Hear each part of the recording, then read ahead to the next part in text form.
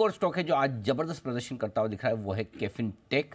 आइए इसके बारे में जान लेते हैं कि क्यों इतना बड़ा एक्शन इस स्टॉक में होता दिख रहा है। और अरमान चूंकि आईपीओ की रिसर्च भी बनाते हैं, तो अरमान मुझे अलर्ट भी कर रहे थे इस आईपीओ में हमने कहा था कि लॉन्ग टर्म के लिए पैसा लगाए, इसमें लॉन्ग टर्म के लिए पैसा बनेगा, लिस्टिंग या शॉर्ट टर्म के लिए नहीं, और वैसा कुछ होता हुआ दिख भी रहा है। अरमान बताएं जरा डिटेल्स। जी सर, बिल्कुल सर। सबसे पहले अगर आईपीओ की बात करें तो आईपीओ में जब जो हमने ये जो आईपीओ प्राइस था उसके बाद लिस्टिंग में कोई गेन आया नहीं था। लगभग 366 के आसपास का था। लॉन्ग टर्म के लिए आपने राय दी थी, और अब देखिए अब जो मोमेंटम है वो आता हुआ अब जाके आया है ऑलरेडी 6-7-8 महीने के बाद अभी मोमेंटम आता हुआ दिखा है।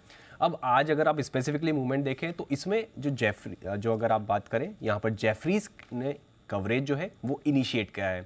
इनिशिएट तो कवरेज किया है, पर उसके साथ जो टारगेट दिया है वो टारगेट भी वो 30% ऊपर का, जो अगर आप देखें कल की क्लोजिंग के हिसाब से 30% ऊपर का जो है वो प्रीमियम देते हुए दिखे हैं। अब उन्होंने कुछ चीज़ें इंटरेस्टिंग कही है, जैसे कि कंपनी एक तो मुनाफा और कैश फ्लो कंपनी का अच्छा खासा बढ़ रहा है। अगर आप सिर्फ स्पेसिफिकली कैश फ्लो की बात करें तो लगभग 200 करोड़ का तो कैश फ्लो हमेशा से अगर आप पिछले 2 साल में लगातार आ रहा है। मुनाफे का ट्रेंड भी बढ़िया दिख रहा है। और इंटरेस्टिंग चीज़ इसमें यह भी है कि डोमेस्टिक और अंतर्राष्ट्रीय मार्केट दोनों में जो कंपनी को है बढ़िया ग्रोथ अपॉर्चुनिटीज दिख रही है। अब यहाँ पर आप कंपनी का अगर रिसेंट का अर्निंग्स कॉल देखेंगे या फिर आप इनका इन्वेस्टर प्रेजेंटेशन देखेंगे तो वहाँ से भी आपको काफ़ी क्लैरिटी मिलती है कि कितना वो ग्लोबली जो अगर अपॉर्चुनिटी किस हिसाब से दिख रही है।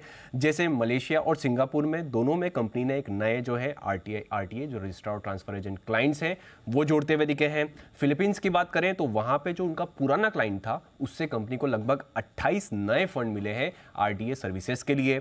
और कंपनी ने थाईलैंड में अगर आप देखिए रिसेंटली एक पहला बड़ा जो है फंड एडमिनिस्ट्रेशन कॉन्ट्रैक्ट भी कंपनी जीतती हुई दिखी है।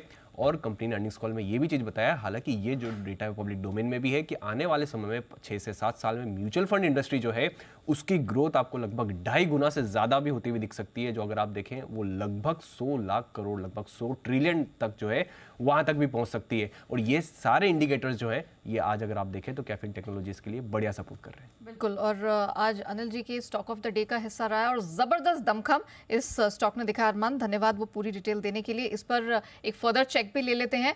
हमारे साथ वागले सर है। वागले सर, कैफिन टेक अब गोइंग फॉरवर्ड यहाँ पर किस तरह की और स्ट्रेंथ दिखाई दे रही, क्योंकि ऑलरेडी हम देख रहे हैं 424 के पार निकल गए।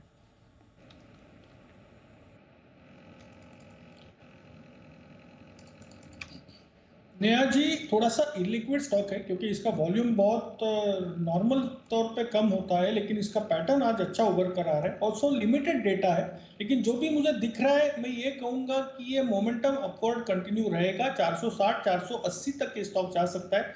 426 में हो सकता है कि आपको 7-8-10 रुपए की डाउन मूव मिले, करेक्ट मिले, वहां पर लेके चलना चाहिए।